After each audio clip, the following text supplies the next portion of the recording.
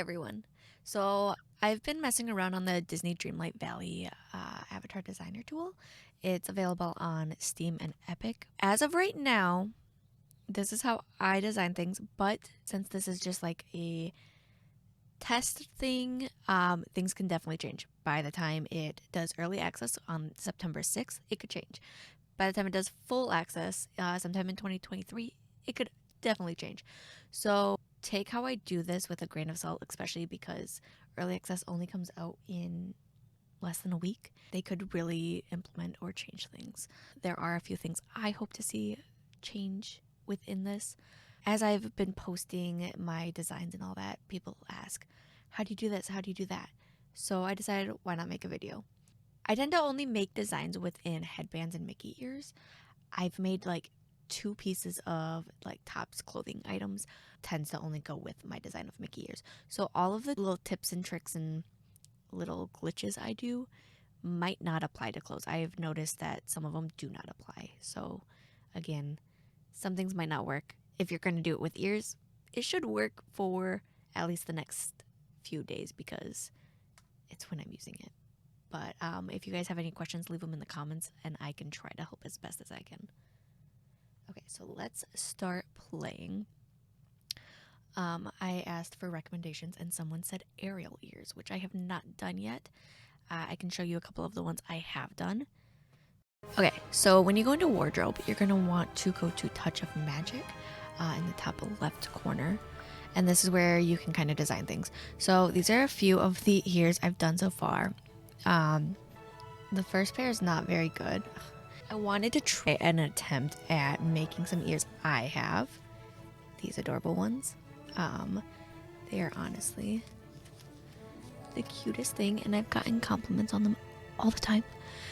So I wanted to try to make these in game, but I couldn't. So rolled with the flow. So these were my very first ones. Not very good. These were my second ones. It's a rainbow gradient Mickey with some ombre in there. So for a second try, not too shabby. Then I tried to make some Halloween ones, and the Mickey face does not have a face. So within this design, I had to overlay a cat shape just to get the nose and eyes because I couldn't make a Mickey nose because there's no oval. There's a circle, which didn't look right. So I decided, even though he has some tufts of fur on the side, it's fine. And then I decided to make 2319, which I love. I would change one thing, and that is the way the fur is supposed to lay. It's not laying the right way, so eventually maybe I'll change it. These ones, absolutely nothing. I was trying to do one of my ears, but I found out a better way, so I just completely stopped mid-edit. These Monster Inc. ears, which I've seen some real-life ones, so I just took inspiration through that. You can tell one thing through all of mine, and that is I use the ombre effect a lot. These orange bird ears, which I had trouble with the little bird in the middle, but recently on our trip a week ago to Epcot, I seen someone have some orange bird ears, and they were the cutest thing ever. I'm probably gonna go buy them sometime, but I wanted to make them, and like I said, had trouble with the orange bird, but it is what it is. And then these ones, which is a bread dessert, and you can see I have some glitching within it. Doing the bow was kind of rough, but we did it the best we could. I was asked to do some Tron ears, so I did some Tron ones, and people seem to love them, so thank you. One of our favorite movies within the last year is Encanto, so I made some Encanto ears. Tried the best I could. They're okay. One of my favorite movies growing up was the Goofy movie, so I had to do some Powerline ears. And again, they don't have ovals, so I had to use circles, so the little atom, looks a little wonky, but it is what it is. And then I also was asked to do some Atlantis ears. Atlantis was not probably one of my favorite movies. Me and my boyfriend will argue over this because he likes Atlantis and Treasure Planet, which are probably two of my least favorites. But someone has to do Atlantis, so I did. I tried the best I could. And then my clothing items, I've just made, like I said, something that goes with Tron, something that kind of goes with my Encanto, and it's not even finished. And I was trying to make something for Atlantis, but I ended up doing something else. Let's go into the Touch of Magic. You add a new, like I said, some of these little glitches and stuff might not work for clothing items because I've kind of tried them and I've noticed that they have not. So if they don't, I apologize. I do know it works for ears. Minnie's ears has this black polka dot bow, which at first, like, I love bow ears. It's literally all I have. If I can grab the very first pair I can reach, like, I only buy bow ears, really. Yeah, I don't have a single bow ears that aren't for me. My son has 2 pairs that don't have bows, but that's because he doesn't want a bow. So I was first like, yes, designing a mini headband. The problem with it is the bow. I'll kind of show you. So I didn't like how it first edited, so that's why I just constantly stuck with the Mickey ears. So within the mini bow, you can change the color down here, and it literally just changes the white part. I don't want a polka dot bow with every headband. So what I've done as a workaround is just to start with a base. I make it as big as I can, and now even in my ears, I can show you after this, they're not perfect by any means.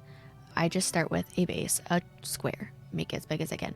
If you rotate, you're gonna see it's not perfect. So hopefully they either add like a whole new system. One of my recommendations is for them to make so you can change the background color of the ears, and then the color of just the bow, and then ideally the headband.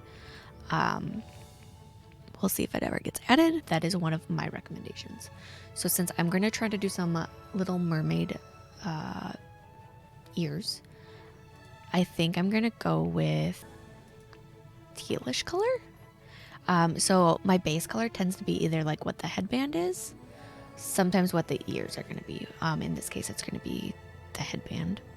So again, we start with a square, make it as big as possible, and change color. They technically don't have to match since my square is lining up, but this way the back of my ears match. The only thing that doesn't is the back of the bow. And then I'm going to mess with some stuff, but I can show you some quick stuff with circles. This is as small as you can get.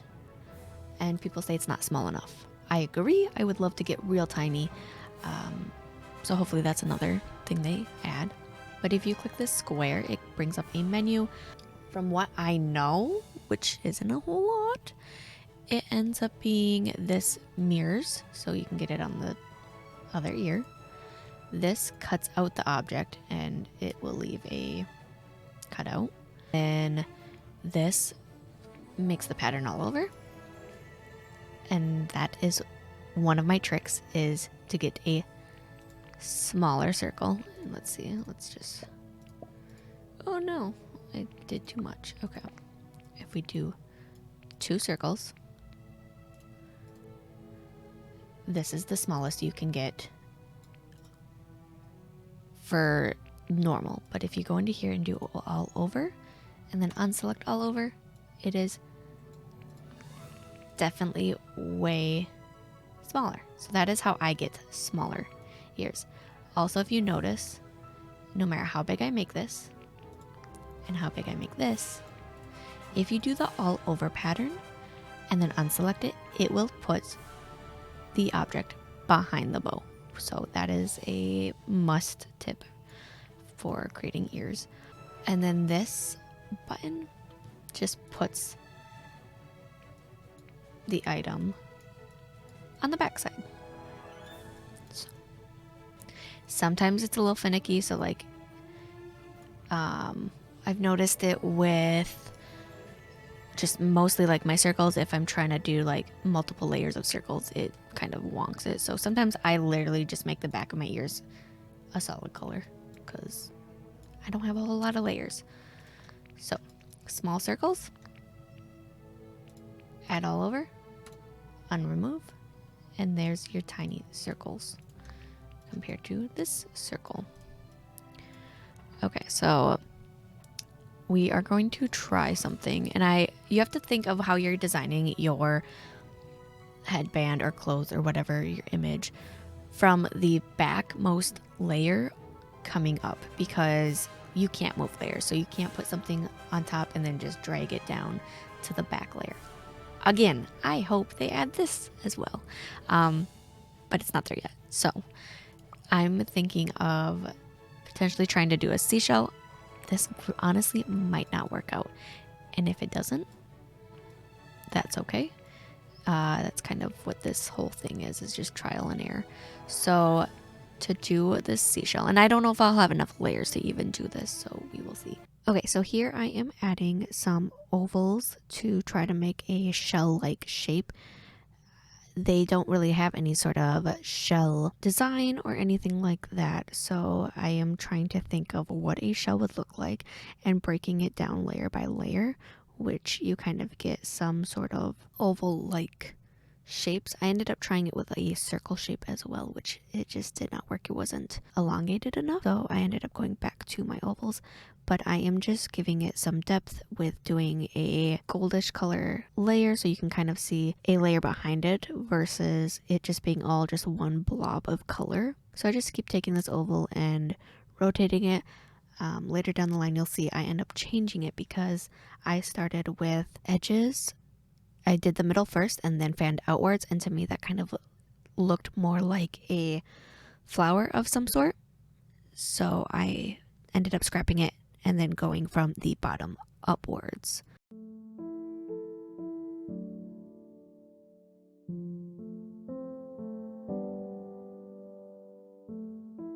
And then I am just messing around with the background color where I wanted to see if I liked any other color over another, but I ended up just going back to the teal for an Ariel theme. So here I just keep on trying to go as far down as I can. You'll see once your mouse goes out of the edge of the object, it doesn't work.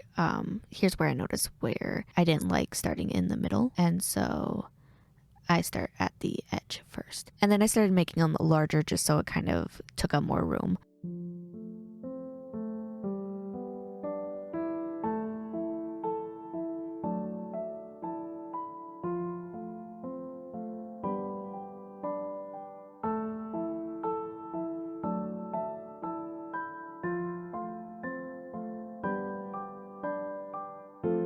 Here's where I decided, you know what, maybe I should try with circles. Spoiler alert, it did not work. I ended up scrapping it.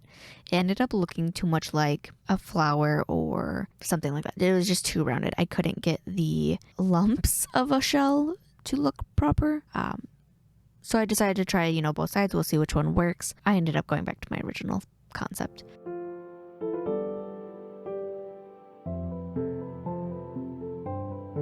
We just keep rotating the gold layers first. If you click outside of the object, it won't sit right. So you have to rotate your character and the object so you can try to click as far into the object, since it has to be on it, as possible to try to get things to fit properly. It doesn't let you keep dragging once your mouse is off the object, which I hope they change in the future.